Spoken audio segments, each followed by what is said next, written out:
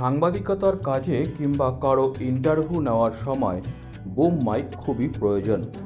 আজ এই ভিডিওতে আমি আপনাদের শেখাবো খুব কম খরচে ঘরে বসেই আপনি কিভাবে আপনার বুম মাইক তৈরি করে নিতে পারবেন। তো বন্ধুরা, ভিডিওটি মনোযোগ সহকারে পুরোটা দেখবেন, ভিডিওটি টেনে দেখবেন না, তাহলে বিষয়টি বুঝতে পারবেন না। আসুন বন্ধুরা, তাহলে কথা না বাড়িয়ে শুরু করা যাক।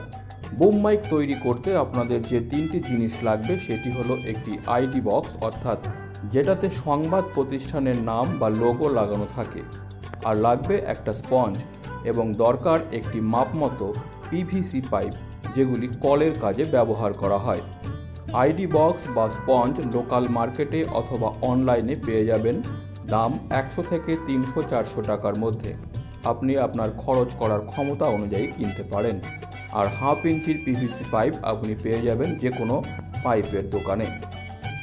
প্রথমে আইডি বক্সটার একটা দিক এভাবে খুলে নিয়ে ভেতরে থাকা সাদা ফোমটা বার করে নিন।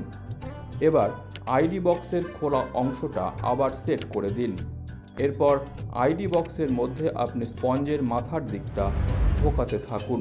কিছুটা ঢোকানো হয়ে গেলে এবার মাপ মতো কেটে রাখা পিভিসি পাইপটা স্পঞ্জের যে দিকটায় ফুটো রয়েছে সেদিক দিয়ে ঢোকাতে থাকুন। স্পঞ্জের মাথা পর্যন্ত ঢুকে গেলে থেমে যান। আপনার বুম মাইক তৈরি হয়ে গেল। এবার বুম মাইকের আইডি বক্সে লাগিয়ে নিন আপনার লোগো বা সংস্থার নাম লেখা স্টিকার।